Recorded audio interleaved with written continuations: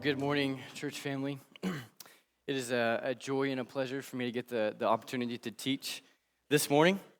If you've had a chance to glance at your handout yet, you've probably noticed that there's quite a bit of content on it. There's a lot of blanks to get through, so I'm not going to waste any time in the beginning. I'm not going to tell any funny jokes. We're just going to jump right in to our handout. You can go ahead and start turning to 1 Peter chapter 1, verses 3 through 9. As you're turning there, let me go ahead and give you some of the contextual setup to the book before we actually read chapter 1. So the first point is that 1 Peter was written by Peter the Apostle. 1 Peter written by Peter the Apostle. We learned that from the first line of the book. 1 Peter 1, chapter 1. Peter, an apostle of Jesus Christ. And that's a really obvious point, but I think it's an important point for us to start with. This book was not written by some random person. This was written by one of the 12 disciples, one of the 12 apostles. Probably the most famous of the 12 apostles, the apostle Peter. And Peter is probably the most famous of the 12 apostles because he was the loudest of the 12 apostles. Most of the time when you're reading in the Gospels, if there's dialogue between Jesus and some of the disciples, Peter is in there giving his 2 cents. He's not afraid to jump in to give his 2 cents in whatever situation is going on. All right? One of my favorite parts in Matthew 16 involving Peter, in a span of 6 verses, Jesus goes from calling Peter the rock on which he will build his church to Satan. He says something wrong, and Peter tries to rebuke Jesus, and Jesus rightly puts Peter in his place and says, "Get behind me, Satan." He goes from the rock on which Jesus will build the church to being called Satan. That little dialogue there is just a microcosm of who Peter was. He's a very, very bold guy, quick to speak, but sometimes that he made very, very foolish decisions because he was so quick to speak. But you guys need to understand as we read 1 Peter, knowing that it's the Apostle Peter, it is that same Apostle Peter, but Peter is no longer that same guy. Peter is much older, Peter is much wiser, more mature in his faith. The Peter in the Gospels, when trials came his way, when Jesus was being crucified, and people were asking him, "Hey, do you know who Jesus is?"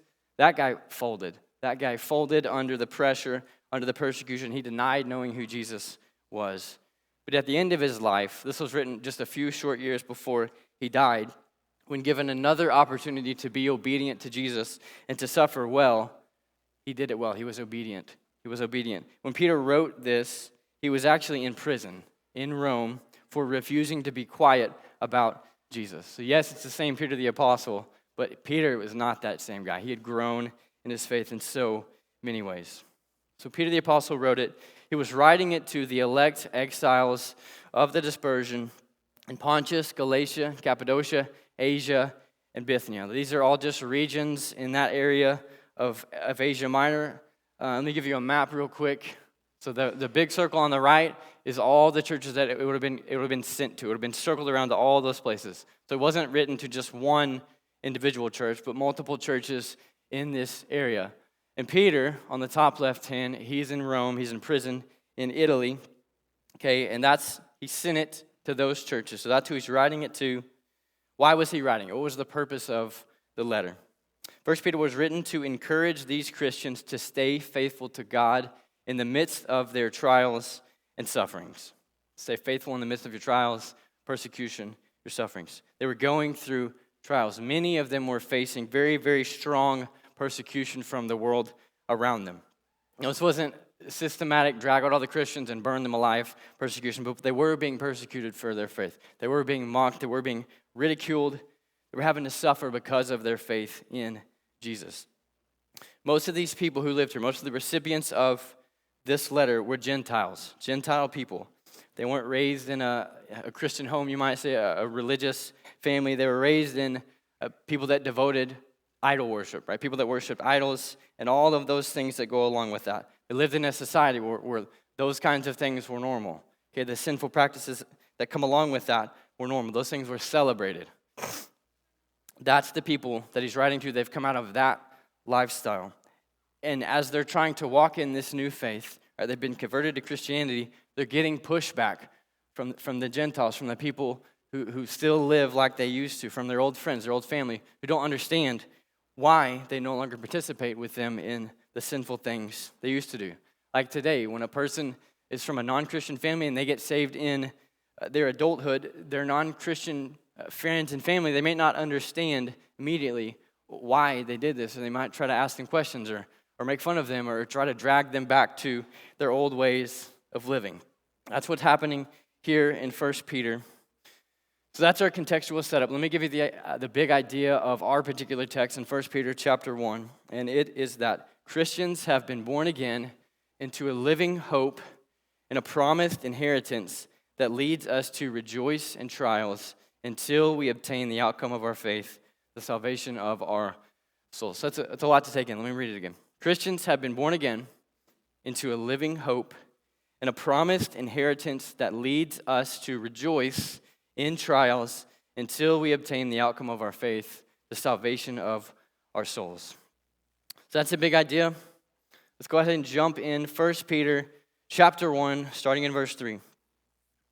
Peter tells these churches, "Blessed be the God and Father of our Lord Jesus Christ. According to his great mercy, he has caused us to be born again to a living hope through the resurrection of Jesus Christ from the dead, to an inheritance that is imperishable, undefiled, and unfading, kept in heaven for you, who by God's power are being guarded through faith for a salvation ready to be revealed in the last time. In this you rejoice, though now for a little while, if necessary, you have been grieved by various trials, so that the tested genuineness of your faith, more precious than gold that perishes, though it is tested by fire, may be found to result in praise and glory and honor at the revelation of Jesus Christ. Though you have not seen him, you love him. Though you do not now see him, you believe in him, and rejoice with joy that is inexpressible and filled with glory, obtaining the outcome of your faith, the salvation of your souls." So that's God's word. Let's begin in prayer this morning. God, we're grateful for your word. We're grateful that you wrote it, that we can read exactly what you intended us to read. God, I just pray that you would sharpen us this morning as we learn from Peter and really through you what you have to teach us this morning. So we ask this in your name. Amen. So a lot of you guys are probably familiar with the pastor named Joel Osteen. He wrote this book, we're going to put it on the screen, called Your Best Life Now by a pastor named Joel Osteen. Joel Osteen is maybe one of the most at least, famous pastors in America, maybe in the world today. This book, Your Best Life Now, it's not a new book. He wrote it back in 2004. It's not really that new. But in this book, Joel Osteen is making the argument that we can have all the benefits of our salvation now. You can have your best life now. When you get saved, when you're born again, you get all of the benefits of heaven immediately, now, in this life.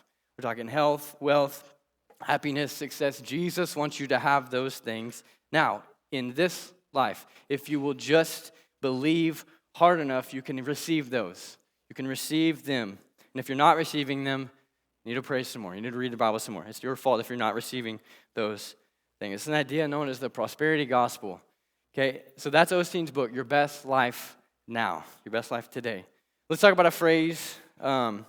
We say it all the time on social media now. It's talking about living my best life. Living my best life. I'm not trying to say this is a bad thing to say at all. It's not a sinful thing to say. When people say living my best life, they're not saying, I agree with Joel Osteen. I agree with the prosperity gospel. Jesus wants to give me all of my heart's desires now. But this is the thing that people post on social media. It's just a catchy, a lighthearted way of saying that somebody's doing something that they really love to do. Right? You take a picture, somebody's doing something fun, and they put hashtag living my best life. I'm living life to the fullest. But we got to understand, when Peter reminds these Christians that they've been born again, he is not telling them you can have your best life now.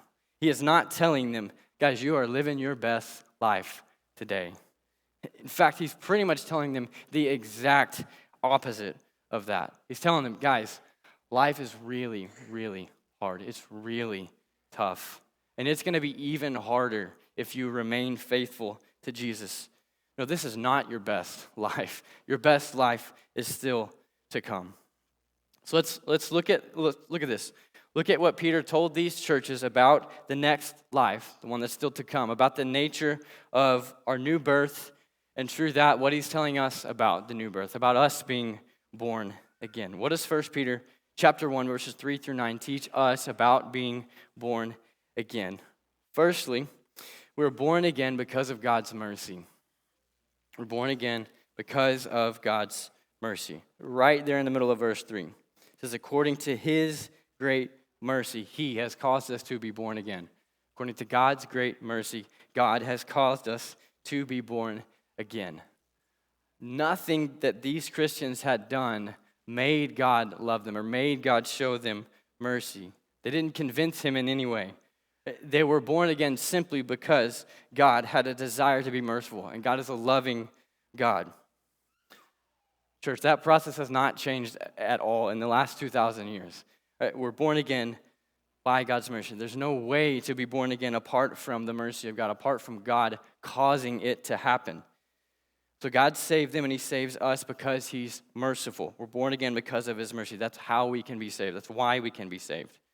But how did he actually accomplish our salvation? He's merciful, but how did he actually go about accomplishing our salvation? Well, he did it through the resurrection of Jesus. We're born again through the resurrection of Jesus Christ. It wasn't enough for God to just have the desire to show us mercy or to think about showing us mercy. He actually had to do something to bring it about, to make it possible for sinful people like us. Okay, the Christmas season is coming soon. For some of you, it's probably been here since June. You've been here for a while, right? Christmas is coming soon. One of the phrases that we teach our children at Christmas is it's the thought that counts. Okay, I've said this, we've probably all said this, right? When you're driving to grandma's house, you got to coach your kids before you get there. Kids, it's the thought that counts, okay? Whether grandma gets you a pair of socks for the 7th year in a row, or she gets you an Xbox this year, it doesn't matter. It's the thought that counts, okay? It's the thought that counts.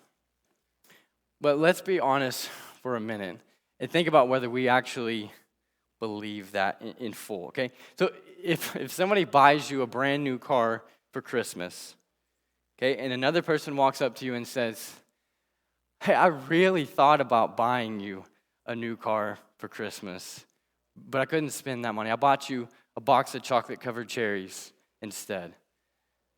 You might tell that person to their face, that's okay, it's the thought that counts, right? Pat them on the back. It's just the thought that counts. But you most certainly will not view those things the same way, right? One person actually did something. They actually bought you a car. The other person only considered it. They only thought about it, right?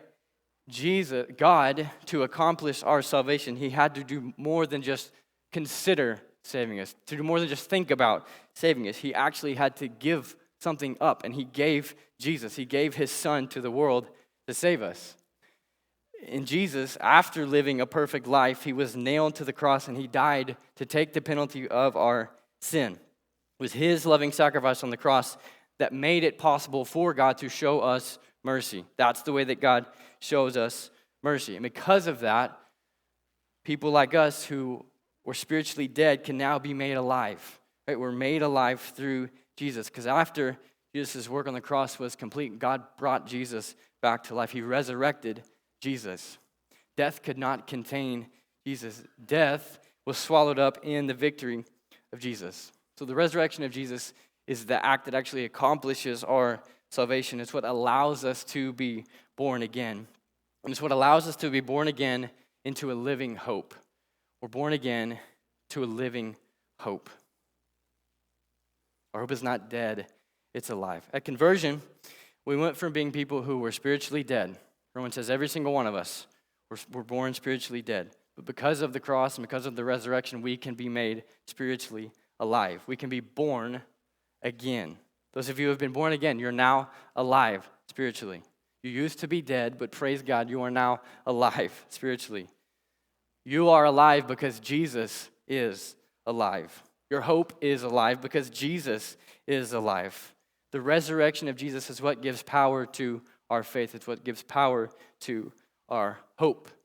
And our hope is not the way that we use hope today. Our hope is not half-hearted. It's not some meager, some faint thing that we just don't really think will happen, but we hope it will happen. No, there is assurance to our faith. There's conviction to our faith because of the resurrection, because we've been born again into a living hope. And we've been born again to an imperishable, undefiled, and unfading inheritance that is being kept in heaven for us. We're born again to an imperishable, undefiled, and unfading inheritance that is being kept in heaven for us. Peter is talking about our salvation, what awaits us in the next life, our inheritance that is to come. And he describes that inheritance as imperishable, undefiled, and unfading. It's not something that can be taken away. Nothing can take it away. He says it's imperishable. It's never going to pass away. It's being guarded by God himself. God himself is guarding it. Nothing can take it away. He says it's undefiled. It can't be tainted. It can't be corrupted by sin in any way. It's pure. It's always been pure, and it always will remain pure. He says it's unfading, meaning it's never going to grow old. We're never going to grow tired of it. We're never going to grow bored with it. It's unfading.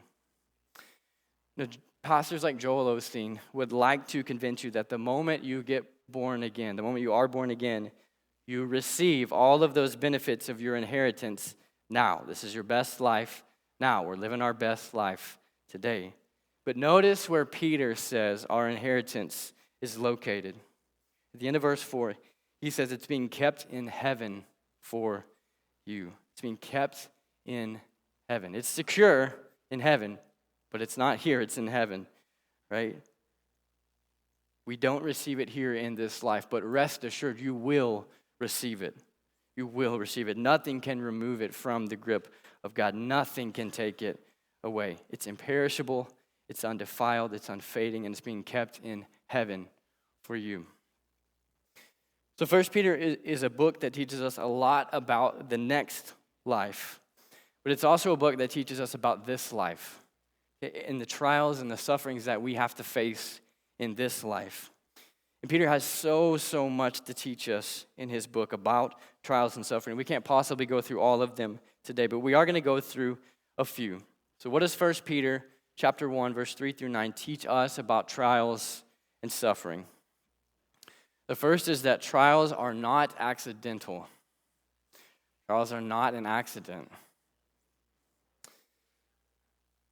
Verse 6.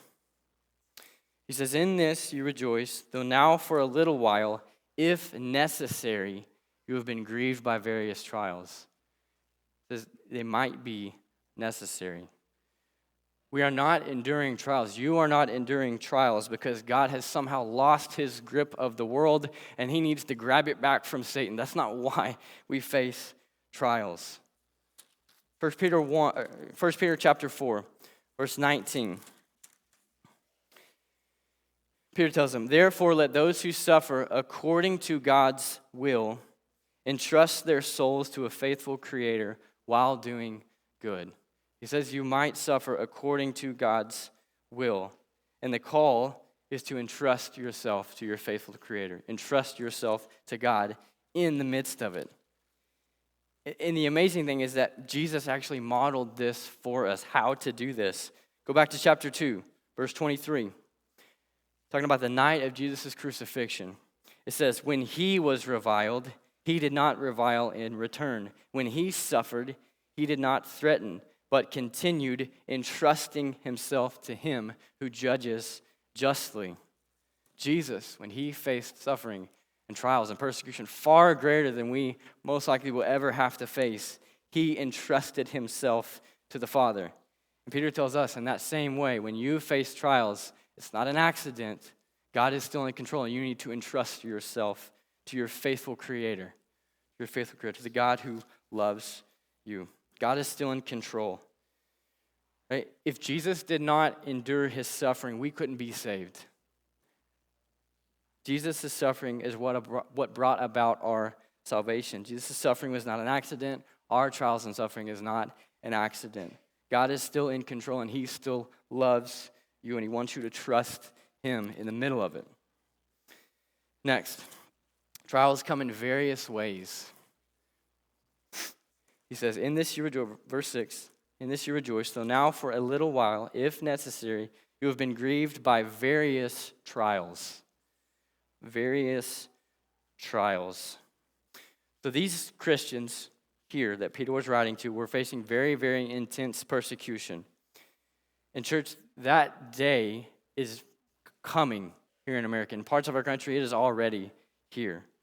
If we're honest, for the last couple hundred years, it's been relatively easy to be a Christian in America. For the most part, whether people were Christians or not, they kind of viewed the values of Christianity as a good thing, like thumbs up to Christians, whether they believed in it or not. But church, that day is quickly fading away. To many in our society, Christianity is viewed as a great hindrance to society, a great hindrance to progress. Our thinking is medieval, and we need to do away with that kind of thinking. Now, we're shielded from it some here in the Bible Belt, but that worldview is rapidly gaining ground, and it will come. You will face, most likely, if you haven't yet, some type of persecution similar to what this church was going through. But persecution is only one type of trials and suffering that exists. Trials come in various ways, in many different ways. Trials can come in the form of pain and sickness and death. You lose your job, you lose your friends. There's many different ways that we can face trials and sufferings. And we're called to entrust God in the midst of them. Next, trials test the genuineness of our faith. Trials test the genuineness of our faith. He tells them, you're grieved by trials, I know, but verse 7, so that, or the purpose, is that the tested genuineness of your faith, that's more precious than gold, may be found to result in praise and glory and honor. Trials test the genuineness of our faith. Now, I want you to hear what Peter is saying by that and what he's not saying. He is not saying that you enduring your trials is the act that makes you born again. He's not saying you enduring trials is what saves you, as if by some way our works could save us. But he is saying that those who endure their trials, those trials prove that their faith is genuine. It proves that they did have genuine faith from the beginning. And he uses an illustration. He talks about gold being refined by fire. When a gold miner discovers gold in the earth, it does not look like the beautiful pieces that you find in a jewelry store or a coin shop after it's been refined. It kind of just looks like an ugly rock. I mean, a little bit shiny, it just kind of looks like a rock. But gold refiners will take these rocks that look like this, and they'll melt them down. Okay, they melt them down so that they can separate out the genuine gold, the real gold, from the stuff that's not, from the other stuff that we don't want. And you know, before that process happened, the parts that were gold were still gold. They were already gold. They didn't become gold through that refinement process. What that process of that melting down, that refinement does is it separates out the real gold from the fake, and we can see which is real gold and which is not. And that's what Peter tells them, right? Trials do not make our faith genuine. Faith is already genuine or not, but trials help us reveal what faith is genuine and what faith is not. So they test the genuineness of our faith. Next, suffering because of obedience is a way of participating in the sufferings of Christ. Suffering because of obedience is a way of participating in the sufferings of Christ. Now, admittedly, this isn't a point I drew directly from chapter 1 in isolation, but the theme of 1 Peter, it's a theme that's very prevalent throughout the entire book of 1 Peter. I've given you a long list of scriptures.